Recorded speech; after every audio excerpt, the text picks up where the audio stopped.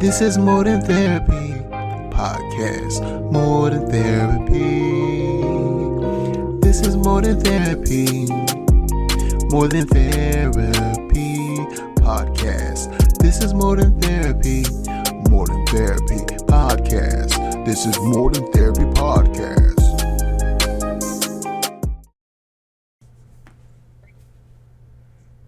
And welcome to another episode of More Than Therapy. Today's guest, LA. And what LA is going to do for us is center us with some soul therapy before we begin. LA. Thank you so much. Whenever I have my crystal singing bowls with me, and whenever I enter a space, I really like to just kind of center us and ground us and really bless the space. So I'm going to take some time to do that right now. And I just ask that if whatever you feel comfortable with, honor the needs of your body and just, get comfortable, whatever getting comfortable looks like for you.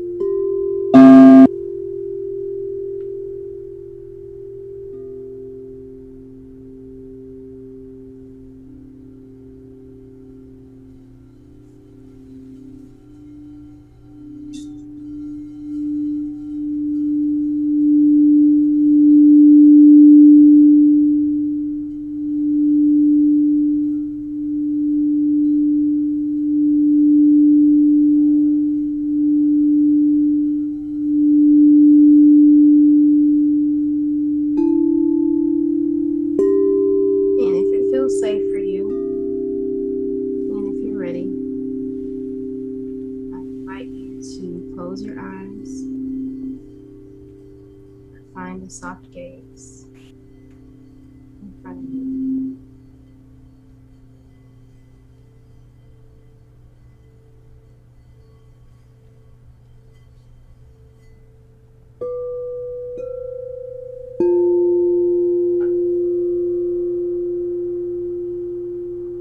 As you settle your intention into your body,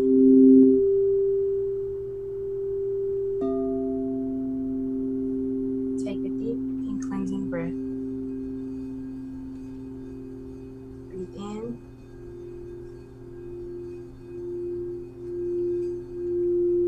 and exhale.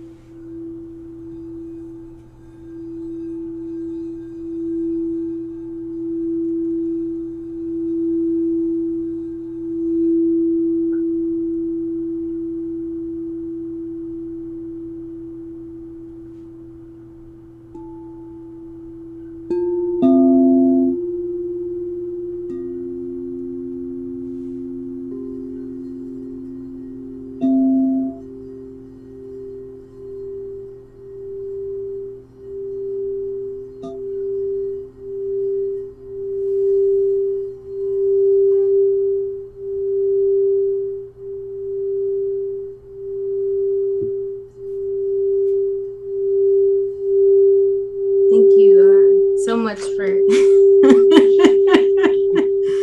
thank you for being here and being in virtual space with me and joining me as I kind of helped us to get grounded and centered before we jump in. So thank y'all for being here. And thank you Thank for you, having thank me. you. Ooh, that was so relaxing. I'm gonna need you to send me an MP3 of that or something so I can calibrate. I'm having a terrible bout of insomnia, and I think that'd be very helpful in regarding centering my soul and mind, body, and have a better sleep pattern. As I'm currently at Duke getting treated for it, but doesn't seem like it's really doing anything. And a holistic approach might be more appropriate. Mm-hmm. Yeah, I agree. So LA. I asked this of a lot of guests. What brought you to this space? What brought you to the therapeutic space to help people in a therapeutic way? What led you to this journey? So that's a great question, and I'm kind of thinking about where do I want to start? Do I want to go all the way back? And I think that I should. So when I was growing up, when I was a little girl, I wanted to be an attorney, and that was my dream. I wanted to go to law school and be a lawyer, be the first lawyer in my family. And that journey didn't work out for me, and I didn't realize that and didn't find that out until I want to say it was my senior year of college. And at that point, I was kind of in panic mode because I didn't have a plan B. I had never considered anything outside of being an attorney, which was a life lesson for me. You know, always have a plan B and always have different options that you can explore. But I graduated from college and actually had a job at a law firm, working at a law firm back home, a corporate law firm back home. And so that got me some experience in the field. And I was there for a few months. It was just a summer job. And then I was working as a bilingual administrative clerk. I'm bilingual in Spanish. And so I was working at a bilingual or for the school district as a bilingual administrative clerk, which was my first, I guess you could say, real job out of college. And I had been there for a few months. And in December of 2009, when I was still working there, my 21-year-old cousin was actually killed in a car accident. She was killed by a driver who was fleeing police in our hometown of Milwaukee. And a week after she was killed, I was terminated from my job. And, you know, talk about just grief and loss and confusion and pain. That was probably hands down the lowest moment in my life, because I had just lost my cousin who was really, you know, in a lot of Black families, especially with first cousins, that was my sister. And so to lose my job after that was very devastating for me, because I was at a point in my life where I was trying to figure out, you know, well, what do I want to do with my life and where is my life headed? And then boom, you know, here comes this other thing that kind of knocks me down when I'm trying to get my balance. Hadn't even gotten my balance yet. Hadn't really planted my 2 feet on the ground. Looking back though, it was a blessing in disguise, because I was in no position at all to be working at anybody's job.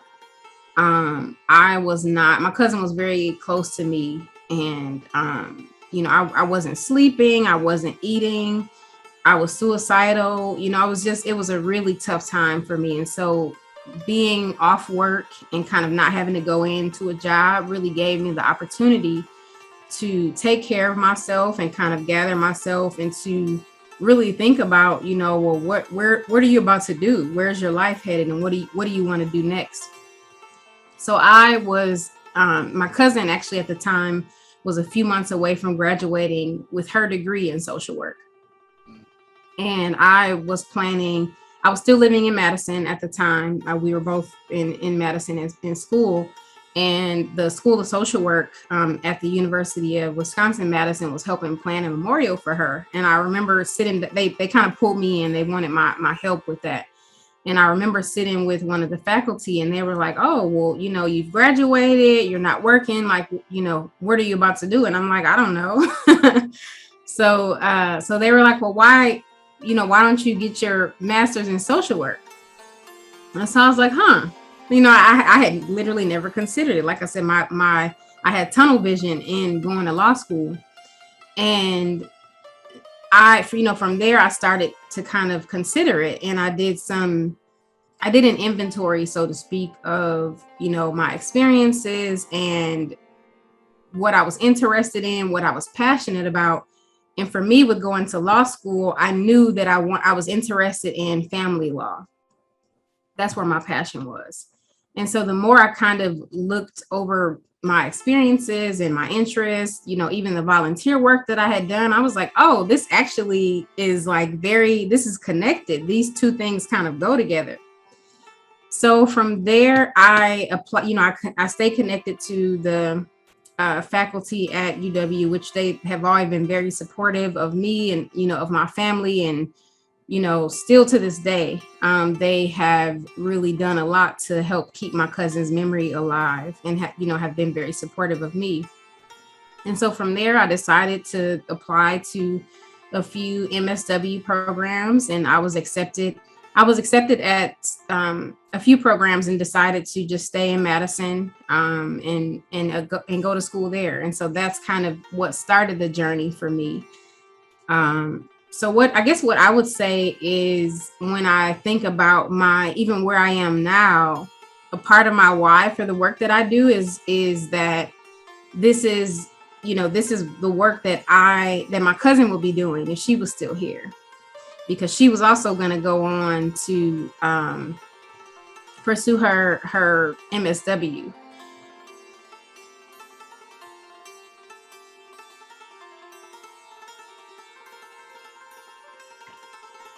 Take your time. Take your time. Your story mirrors mine in a way, so I can totally understand your perspective. And even 25, 26 years after my brother's death, the pain is still there. So I can totally relate to how you feel and what you're going through. Yeah, and I did not expect to cry here, and but it's okay. I'm human, and I'm gonna grab a Kleenex. I'm human, and one of the things that I live in my personal life and that I share with clients is that, you know, allow yourself to feel whatever it is that you need to feel. Sometimes when things come up, you know, you push it down. You know, you make yourself feel bad. I've even had to kind of, you know, not so much check clients, but to kind of like they'll start crying and they'll say, I'm sorry. And it's like, why are you apologizing for being human, you know, for feeling emotion?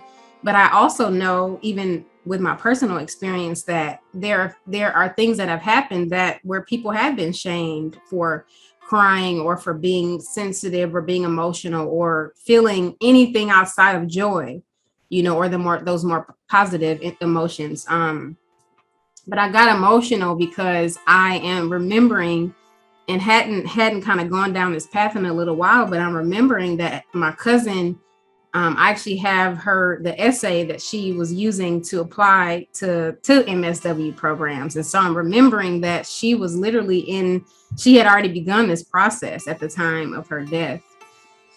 And so I really do believe that I am doing the work that she would have been doing if she was still here. And that as a result of where I am, that this is an extension of her legacy. I'm helping to keep her legacy alive. And I truly believe that my life experiences and just who I am as a person, my essence, I was put on this earth. This was a part of my life purpose, the work that I'm doing. And I'm reminded of that when I'm with clients, and, you know, they'll share things with me and they're like, oh, I've never told anyone this before. You know, as you may have experienced as well. It's like, I've never told anyone this before, or I've never felt this safe.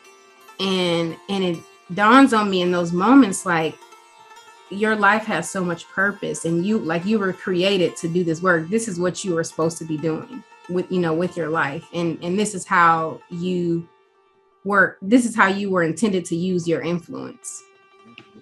And so that's I know that was that was pretty long. That was long.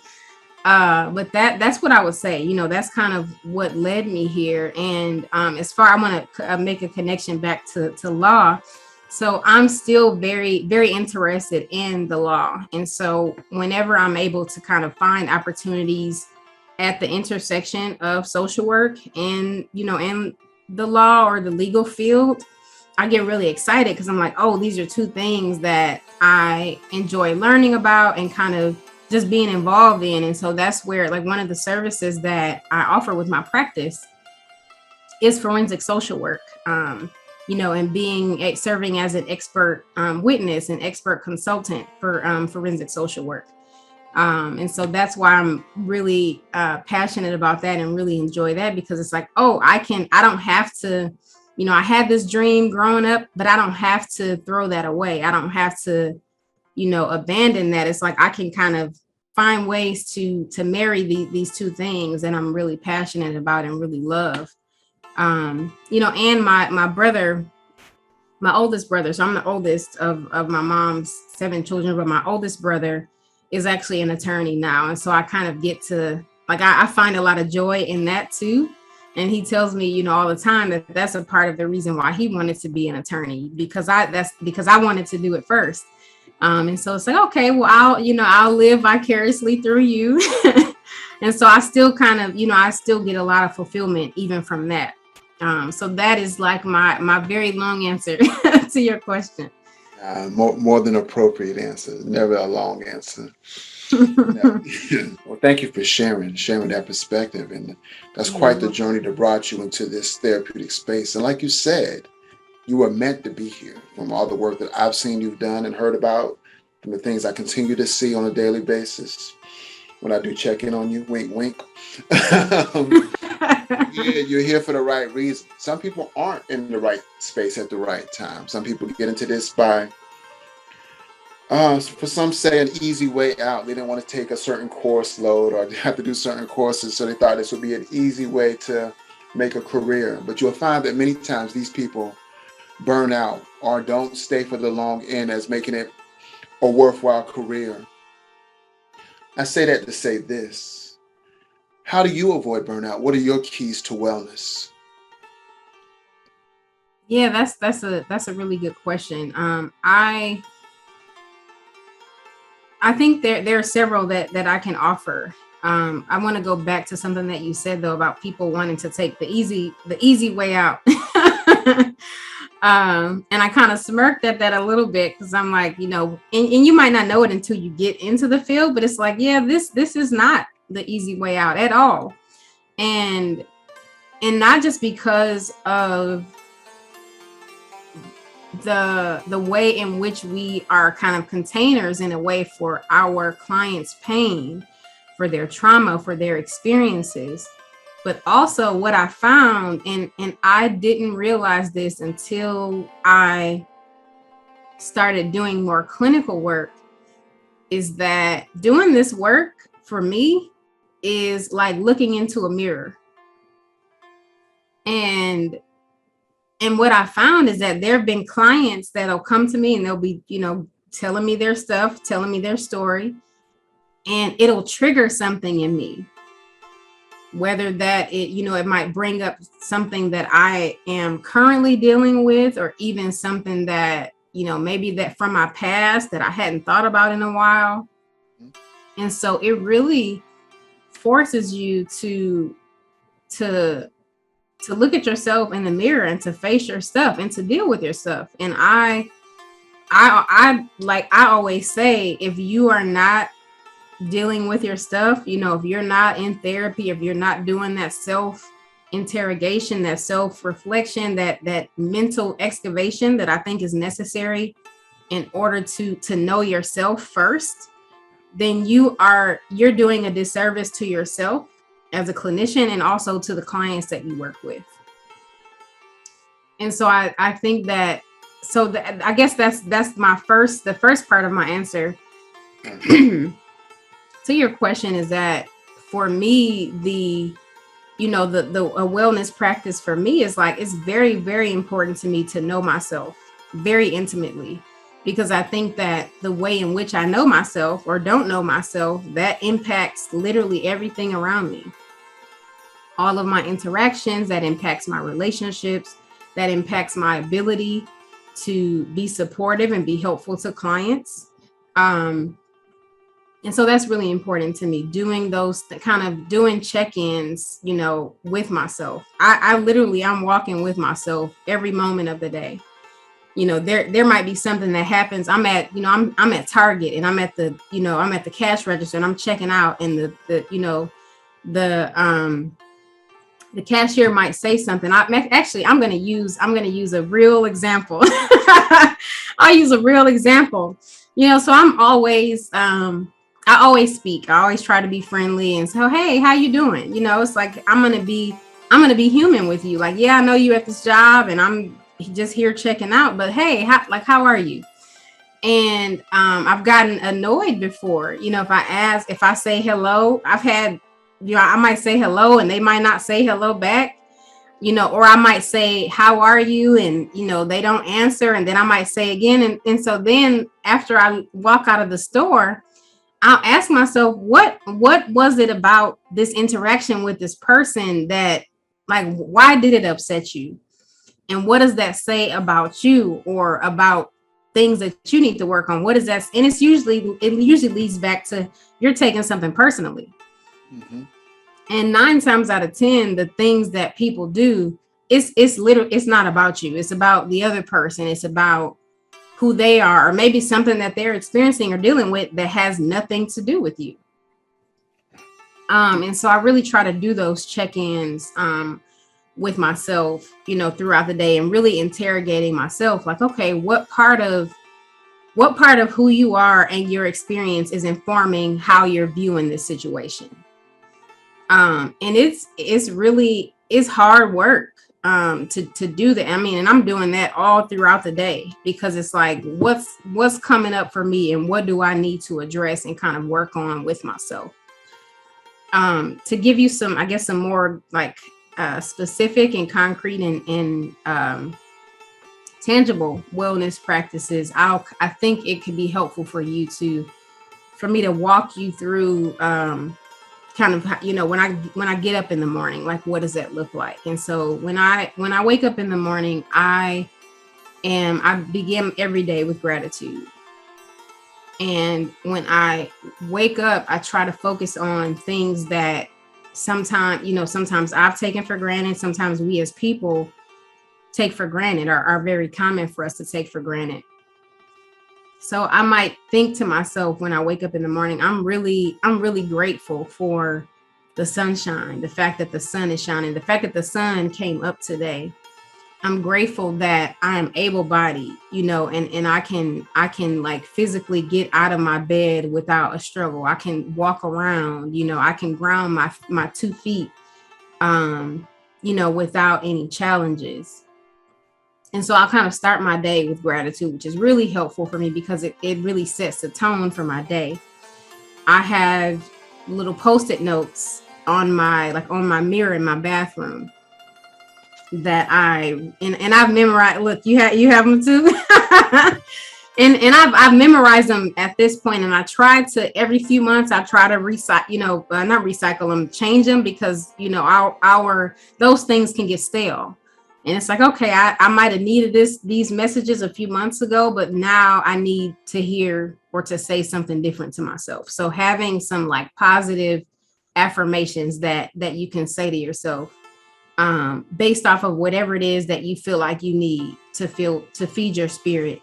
I also drink a glass of water first thing in the morning. I was just telling one of my sisters, we were talking about hydrating throughout the day, and it's habit now. And I want to say I started that last year during the pandemic. Like, literally, when I get up in the morning, I pour me a glass of water and I drink the whole glass. So I think that's another like wellness practice. But just some others that I use consistently and have found to be helpful is I journal a lot. And that's kind of based off of things that might come up in therapy or just like things that might happen. And I'll say, oh, I need to journal about this. And I'll kind of write it down so I don't forget. So I think journaling is really helpful. I do gratitude journaling as well. I just celebrated recently 150 consecutive days of gratitude journaling.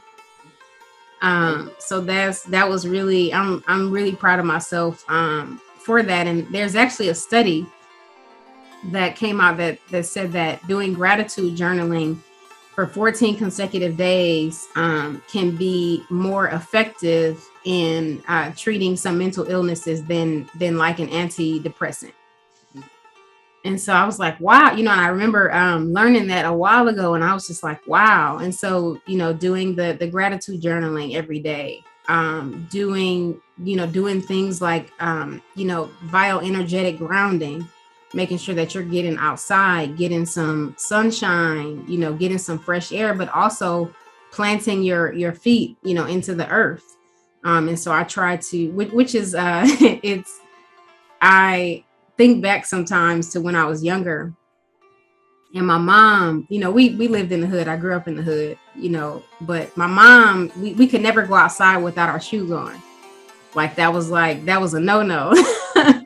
And so now, when I think about me going outside, without my shoes on, without socks on, and really planting my bare feet into the earth and feeling connected to the earth, and like kind of getting a recharge, so to speak. I found that to be very healing.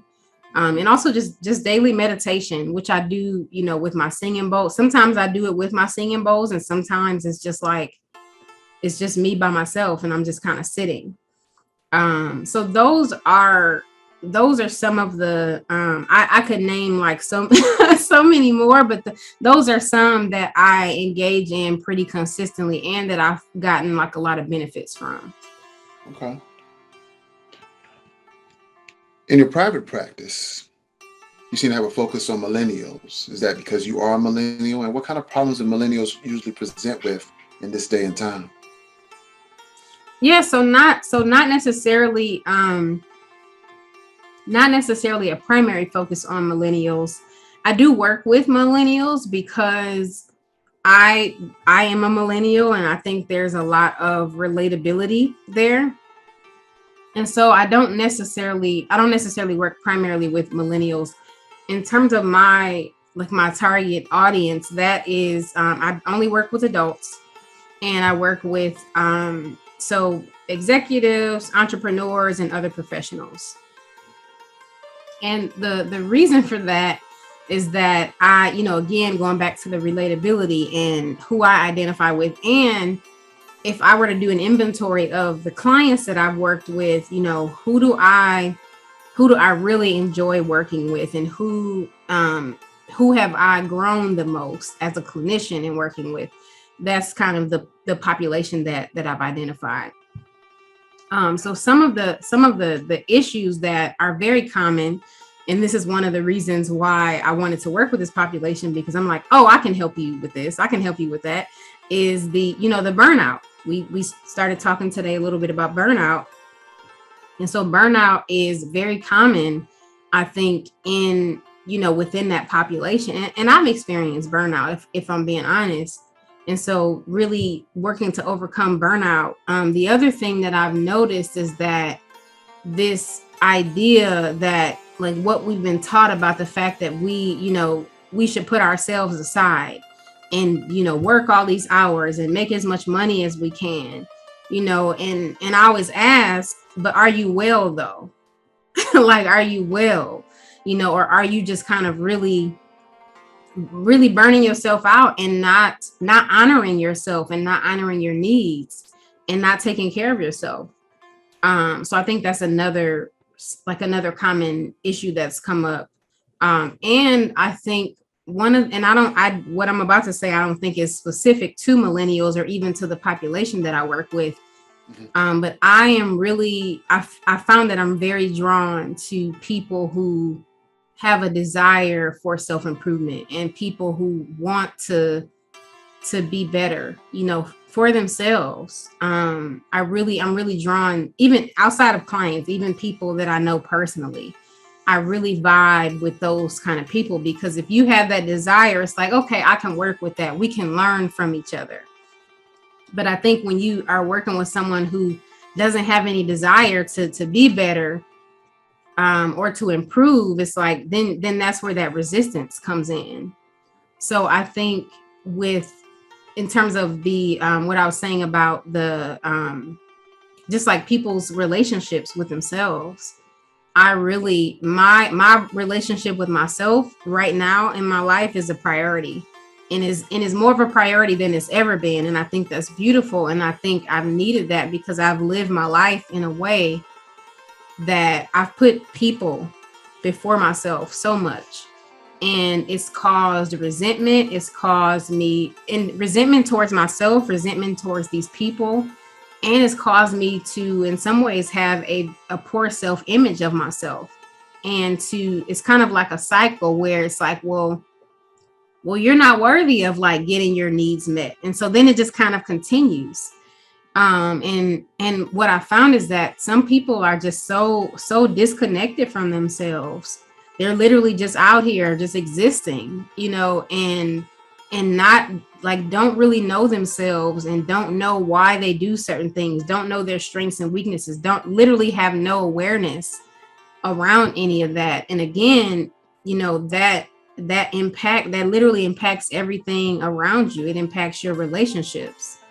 And I will be the first to tell you, it's like when I've because I've been in therapy for a long time, kind of on and off. And I've said to a few of my therapists, like, damn, now I see why more people aren't doing this shit. Like, it's hard. It is very hard when you have to face yourself, because sometimes we just need somebody to blame. Oh, it was my mom's fault. She didn't do this, or my dad wasn't there. It's his fault. Or, this person broke up with me. They hurt me, and they're the reason why I'm like this. But when all of that falls away, and you have to face yourself and look at yourself in the mirror, it can be so ugly, and it can be gut wrenching, and it can be hurtful, and it can be painful. But when you get on the other side of it, and when you're like, okay, I can do this. And every day you get to know yourself a little bit more. Every day you get better. It's like it gets easier, but it's not easy at all. And it's life work. It's not something that it's a journey. It's not a destination. Because even for me, it's like I've done a lot of work on myself, but I don't feel like, oh, I've arrived. Like I'm, I'm good. I can like stop. No, this is because every day when something happens, it brings something else up. And it's like, okay, now I can kind of build on the work that I've already done, on myself. So those are kind of, I'm like, I forgot the question, but now I remember we were talking about my practice and the clients that I work with. And so that's where I am with it. That's what's up. Yeah. You made some moves, what I consider major. One or two things are on my bucket list. One, you're into private practice. I'm not quite into private practice yet. I have a nonprofit that's more focused on training and things like that. But the TED Talk, that's on my bucket list. That's like almost the top tier thing on my bucket list. That, to me, that says, like you said earlier, that's my arrival will be a TED Talk. I feel like that will open the doors to all these types of conferences where I can get paid buku dollars, start buying my book a little bit more. People start having me come to their offices and agencies to do these major trainings for corporations. TED Talk. Your TED Talk was focused on trauma. Would you care to tell us a little bit about that? Yeah. So, man. That was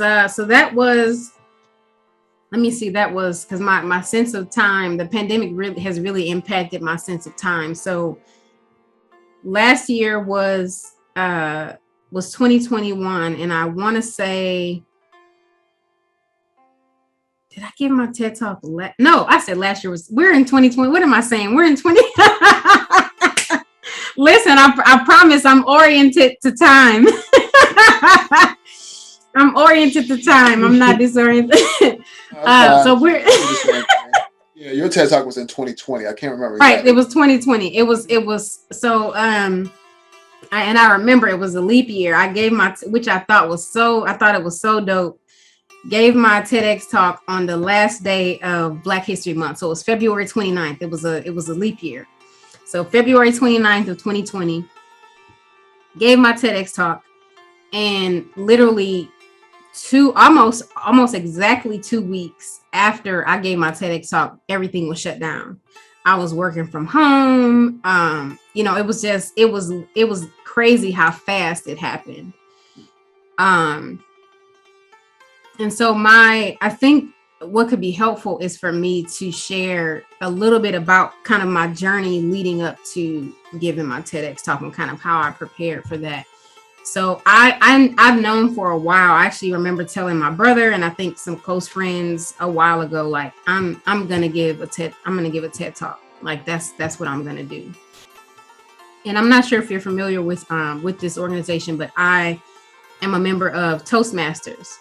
So it's an organization that really helps people to, it's a community that you can become a part of that helps you to improve your public speaking skills. You get there are different, I guess, what they call pathways that you can navigate based off of whatever your goals are.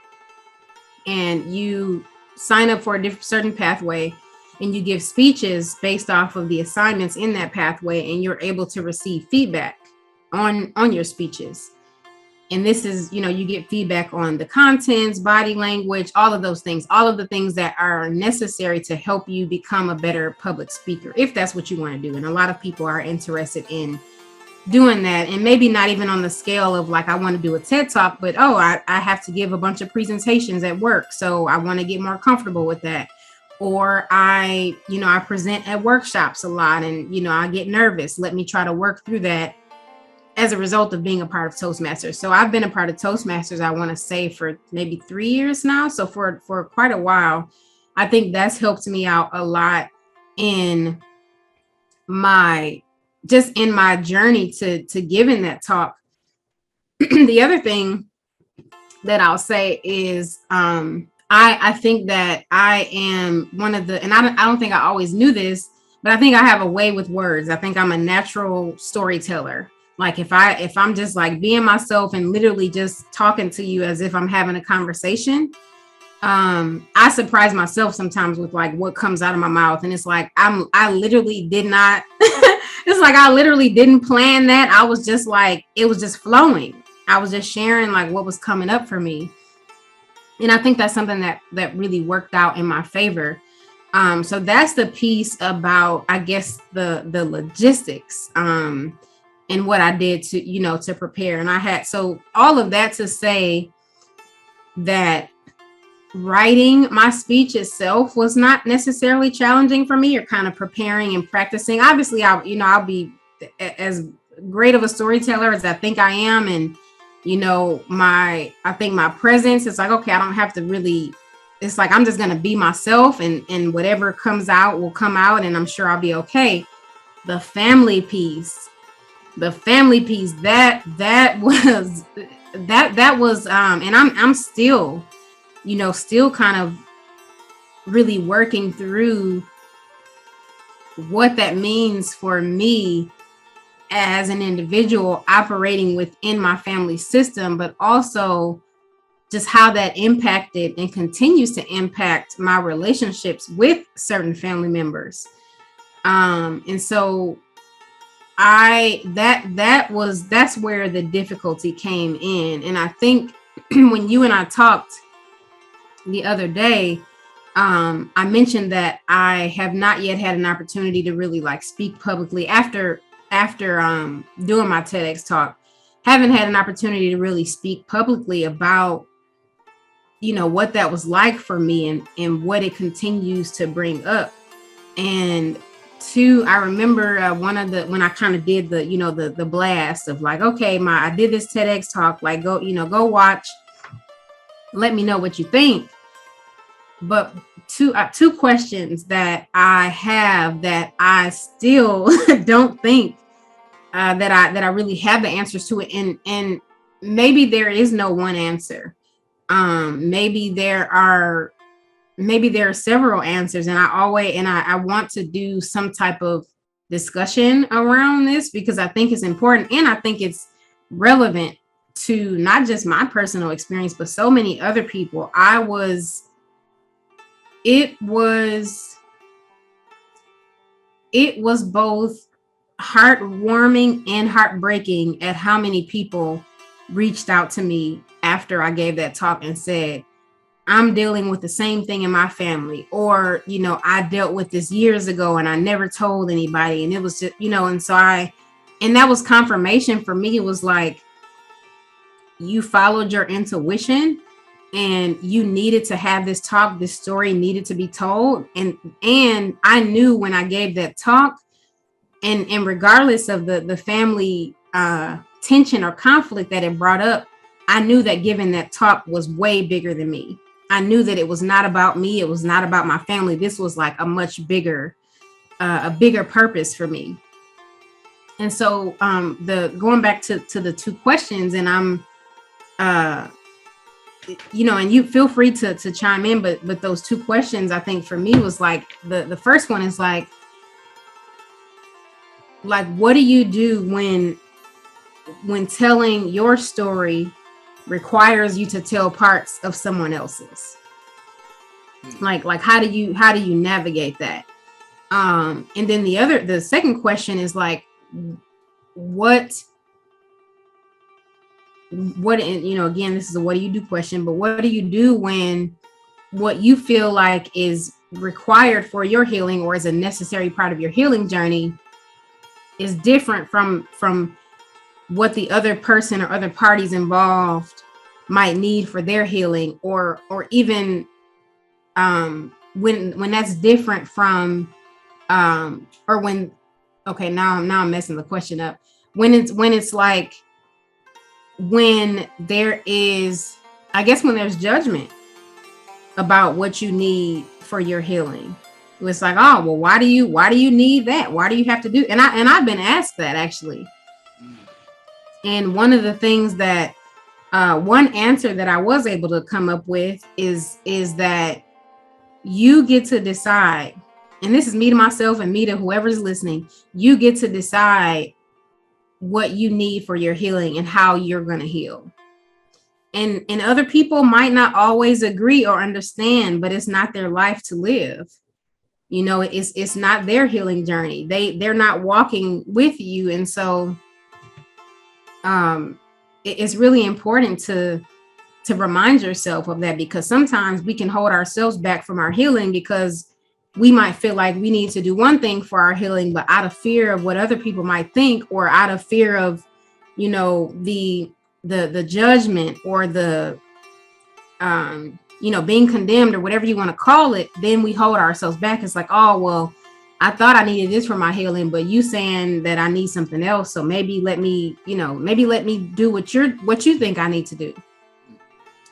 And I was like, yeah, I'm not doing that. I've lived my life, going back to something I said earlier, I've lived my life for too long for other people.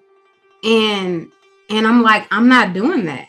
Like, I need to do this for me.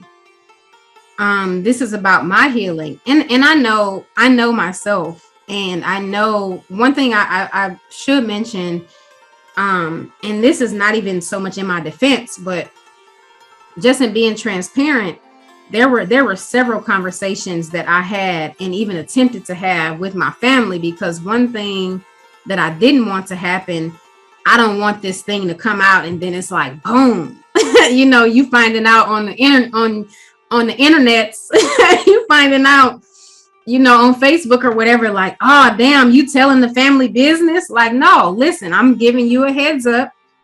This is what I'm doing, and this is why I'm doing it. And I invite you to talk with me about this. I want to talk with you. I want to hear from you.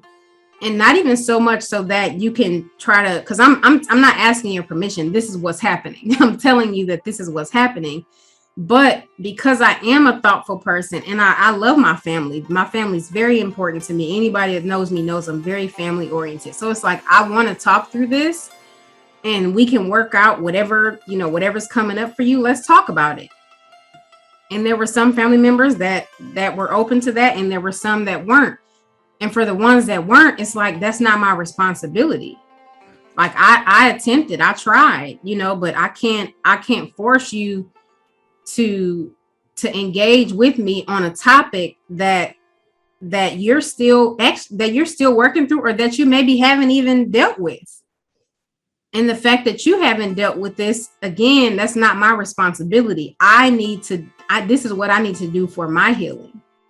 And it was, it was very difficult. As much as I know that it was a very thoughtful decision that I made. It wasn't something, and I even questioned. I'm like, well, maybe I'll talk about something else. My family's having this reaction, whatever, like, oh, maybe I'll talk about something else. But I remember telling my brother, if I can't tell my story in this way, I don't even want to do the talk. But I knew I didn't want to do that. I'm like, this has been a dream of mine. I've been talking about this for years. I'm like, I'm not about to make myself small because of, what y'all think I should be doing. As much as I love y'all, it's like, I have to do this for me. And I need, whether you understand that or not, it's like, this is what's happening. And that's kind of like, that's how it played out. But it was really, and I even remember if you watch the talk, or whoever's listening, like if you watch the talk, it still brings up stuff for me. But just because you have a sensitivity around something does not mean that you're not healing around that thing or healing from that thing. Because sometimes people, and even myself, I refer to healing as like this point that I need to get to. But healing is not a destination. Healing is literally ongoing, especially when we get to talking about trauma and family patterns and things like that. That's not something that you just like do this one thing and then you good. It's like, no, it's an ongoing, you have to work. You have to continue to work and put forth a concerted effort to heal from that thing and work through that thing. And like I was saying before about when you're out navigating the world, this thing might be brought back up in ways that you can't even anticipate. And so the healing is really ongoing. So that's doing that TEDx talk. That was one of the most courageous things I've ever done in my life. It is also one of my proudest moments. And I feel good about the fact that, like, if I die today, like that is a part of the legacy that I will leave behind. I feel really good. I feel really good about that. And I encourage, whoever, and you too, I'm talking to you. I encourage, if it's something you want to do, please do it. Everybody has a story to tell. Everybody has a story that needs to be told or that other people need to hear. And for me, that was the one. And I didn't know what the outcome would be. I didn't know how people would receive it. But then it got to a point where I don't even care about any of that. Like, I need to do this for me. And I trusted the fact that, like, this is bigger than me. This is way bigger than me. And so it was something that I just stuck with it. And I remember telling my best friend and my brother, I said, doing this TEDx talk it's not rooted in fear. This is liberate. This is complete liberation for me. And that's what it felt like, after. And I've continued to process that. I mean, that's up for anybody. It's a little over a year old now, but it's like people still reach out. and people still make comments, about me doing that. So that's, that is there's a lot more I could share about like that experience, but that's what I think is important for me to share, just about my TEDx talk and kind of what went into that process for me. Yes, it was quite amazing. Quite amazing. I first met you many moons ago. You sold me a candle and it smells so good. Tell us about your entrepreneurship. It seems like it's where I want to be. I want to start making moves where I can have some additional streams of income, more so than I do today.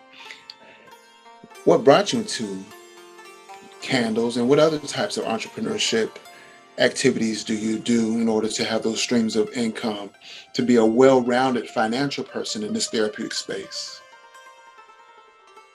Yeah, so entrepreneurship is, I think it's always been, I don't even know if I want to say it's always been a part of me, but it has always been a part of my family. So when I was growing up, my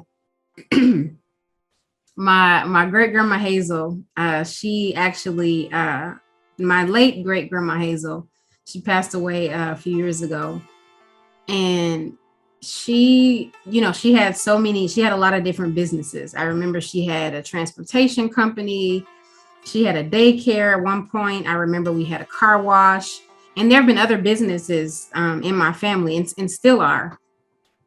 And so I think that it was something that I was always kind of exposed to, but didn't really understand it. Didn't really understand, like, what is entrepreneurship? What does it take? And the other thing that I was just telling my baby sister, my youngest sister, because she's starting her own business, and I was telling her my story about, when when I was born, my mom was 15, my dad was 14.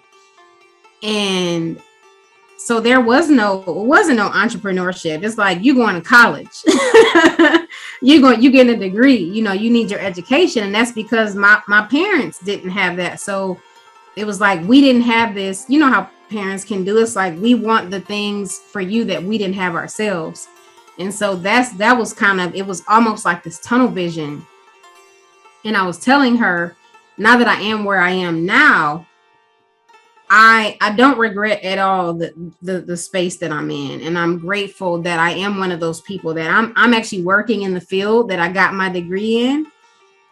And so I don't regret that at all. And I wonder what my life had been like if I had been given other opportunities outside of, going to college. And not even that I was given those opportunities, but that it would have been acceptable, I should say, for me to start my own business, if that's what I wanted to do. And so I think for me, it was something that I was always kind of exposed to, but it didn't really, I would say it didn't really happen for me, with me kind of really stepping into, entrepreneurial endeavors until after I relocated to North Carolina.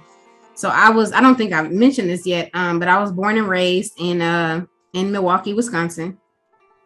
And I moved to North Carolina in 2015. And I moved here not really knowing anybody in the area, and had never really lived outside of my comfort zone, outside of the state of Wisconsin, for an extended period of time. And so when I moved here, I had a pretty rough transition.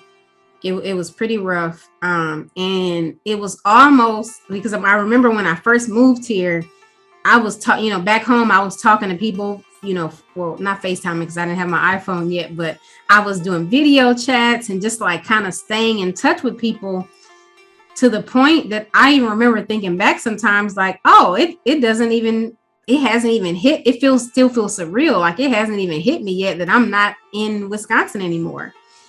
And I moved here October of 2015. And I remember January, it like hit me like a ton of bricks. And I was like, oh shit, I am 1,000 miles away from everything and everybody that I know. And it really, it was a tough period. Like, I remember being really depressed and just really sad and like, missing my people. I, as you are probably familiar, around that time in North Carolina, like it's raining a lot. So just really dark. And I just was not in a good place at all. And I was like, okay, I need something.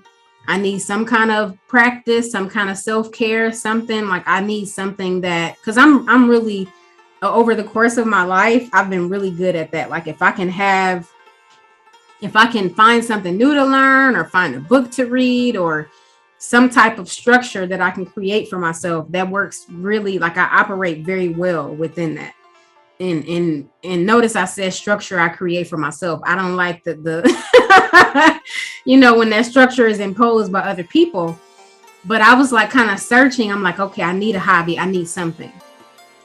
And I stumbled upon making candles. There's actually a business here in North Carolina called Candle Science. And I don't remember. I think I might have found out about it from a Google search, but they have a candle making kit that I ordered. I think it was maybe like $60. I think they're more expensive now, but it was a candle making kit that I ordered from them. And I ordered the candle making kit. I still actually remember my first candle pouring, candle making session, and my house, smelling good in here. And I was like, oh, this is my thing. And so I started to share, I started taking pictures of the candles, and I was sharing them on social media, and people started to ask me like, oh, can you make candles for this housewarming and this baby shower and this and that? And so that's when it dawned on me like, oh, I might have a little business. I can maybe turn this into a business. And that's how Solitude Scents came to be. It was never intended to really be like a business. It was more so like, I need some type of hobby. I need a way to take care of myself during this very like difficult and, isolated time for me. And so that's kind of how that started. And what I'll say, Solitude Scents turned 5 years old this year. And one of the lessons that I learned, and that I'm still kind of, coming to grips with, especially now that I've started my own, my private mental health practice, it's like, well, how does Solitude Scents fit into this? And kind of how can these two things, work in concert with each other?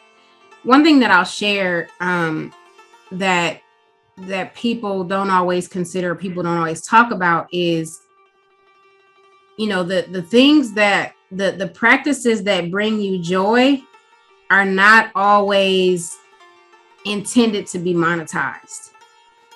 So sometimes there are things that are literally just for you, things that, fill your spirit, things that are just energizing for you. And that's all they need to be. And so sometimes, sometimes when there are, sometimes when they're, when you try to turn it into something that it wasn't even intended to be, or something that that it wasn't when you first started doing it, that can just kind of take away, that can, then you start to associate it with something else. So for me, what I found, and I still kind of struggle with this a bit. For me, I found, well, this thing was so, I was telling, my one friend, the first friend I made when I moved here, I was telling him, I was like, yeah, it's a whole vibe when I'm making candles. Like, I got my little apron, I got my playlist, I put my phone, all my devices on do not disturb. I'm literally dancing in my kitchen, house smelling good. Like, it's just a whole vibe. And I found that at different points, it sometimes, and it fluctuates, but sometimes it's like, oh, I need to pump these candles out because I got to make this money, or I got to reach these sales quotas. And that is very different from what I want making candles to be for myself. I never want it to be like this, like, you know, where I'm putting this pressure on myself, because then it's a job, then it's work, you know, then it's not about joy and me taking care of myself. And so I'm still working to like kind of figure out, well, how can I create a balance, you know, with these two things? Because it can be both. It can be, you know, this thing still brings me joy and it's energizing for me. And it can be like, okay, I still want to like sell candles because people love my candles. So that's kind of what I'll say in terms of, you know, making the candles. And as far as me starting my practice, that is something I kind of see these two things being connected. So you have Solitude Sense. The mantra for Solitude Sense is reconnect with you. You know, all about going back to what I was saying before about me being very passionate about my relationship with myself and wanting to help other people know themselves and to improve their relationships with themselves and improve their, you know, their self-awareness. And Reconnect with You, PLLC, that's the name of my practice. And so I really see these two things working together because they're both, you know, when I think about my vision for both of them and even, you know, the focuses for both, it's all about self-care and self-love and self-awareness, you know, self-intentionality, all of those things. And so I think these two things work together very well. I have not yet figured out, you know, how can these two things really come together and kind of be married, so to speak. And so right now I'm really focused a bit more on my practice, you know, where I am, you know, I offer the individual therapy, the sound healing, you know, the public speaking that we talked about. My Tedx Talk, that's not the last that y'all gonna hear. Y'all gonna hear from me. So, you know, be on the lookout. But yeah, just kind of really working to build my practice more. And it's beautiful because one of the things that I share with you is that it's like these are my babies. You know, it's like I created this. I can literally do what I want to do with this. I can make it look like, you know, however I want it to look. And I don't have, you know, somebody over me telling me, well, you can only make this much money, or you have to do the work in this way. And, you know, you have to meet these, you know, these numbers and things like that. A lot of times those things can be restrictive and can stifle your creativity. But I feel so liberated that I have something that is mine, something that nobody can take away from me. Something that, like I said, will be a part of the legacy that I leave behind. And I feel a lot of liberation in that. And, you know, just the fact that I can be my authentic self with both of these endeavors, and all the way down, like I was telling you the other day, all the way down to what I wear and how I look, how I present myself, how I talk, and the language that I use. Like, I feel like when I was just talking to you this whole, however long we've been talking, you know, for me, it's been, you know, it's like, this is me. This is my authentic self. Like, this is what you get. Anybody that knows me that's watching this, they probably like, yeah, that's LA. That's who she is. You know, if I was talking to my brother, one of my oldest brother, who I'm very close to, or even, you know, people who know me from back home, it's like, yeah, that's LA. That's her, you know? So, and I think that's beautiful that I'm kind of walking in that this is me. And I don't care what you think about me or how I should look or how I should dress. It's like, this is me, take it or leave it, you know. But I think that authenticity is just so important to me. So that's that's what I'll say about just the whole entrepreneurial thing. It's a beautiful thing. It's not I don't think it's for everybody, I'll say.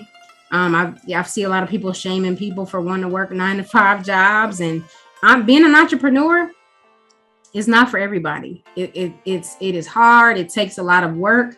The difference though is that, like, I'm gonna really stretch myself, and I'll go, you know, to the four ends of the earth for something that I created, something that has my name attached to it, something, you know, that I like have full control over and can kind of move how I want to move with it. So So that's what I'll say. It definitely, you know, and it teaches you so much about yourself, and it's an extension, I think, of kind of what I was talking about with therapy, being a clinician, like looking into the mirror. It really really helps you to learn more about yourself and about, you know, where you need to go and things that you might need to focus on and improve. So that's what I'll say about being an entrepreneur. All right. Well, thank you for visiting with us today, LA. Any transitional thoughts, words of encouragement, things that's coming up on the horizon? Yes. So I actually, as I mentioned, I'm working on building my practice, and so Reconnect with You PLLC. The website is, and you might include this anyway, but it's www.reconnectwithyou.org. So I'm currently accepting new clients, and all of the services that we offer are listed on the website. So individual therapy, sound healing, and sound therapy, which I can do individual sessions. I can do group sessions as well. Also the forensic social work, or serving as an expert consultant or kind of expert witness. I'm also trained as a mindfulness meditation teacher, and so offer some mindfulness and meditation workshops as well. And so those are, and then the public speaking. You know, if you need a speaker to do, and not even just like a TEDx type of thing, but if you are looking for a motivational speaker or a storyteller, as some people might call them, I'm your person. So those are just some of the services that are offered by Reconnect with You. And so really looking to continue to build up my practice. And so that's, I guess I wanted to mention that first. The other thing is that I am planning an outdoor fall sound bath, which I am very, very excited about. I've been hosting the workshops virtually, but it's really powerful. I think it's powerful either way, but when you can be in person with the bowls and really feel the vibrations, in your body, and just be able to share space with other people in person, it's just really impactful. So I'll make sure that I share the information with you. It'll be held next month in October. So yeah, I'll make sure that I'll make sure that I share that information with you once it's available. I guess the other, I feel like I've said so much already today, but I will kind of close and just say thank you for having me. Thank you for being here, whoever's listening, and I'm sending you sunshine. I have a really I think a connection with the sun, and anybody that knows me, that's on my voicemail, and I always send people sunshine, because there's enough negativity and hate in this world that we live in, and so every chance I get, I try to send people sunshine.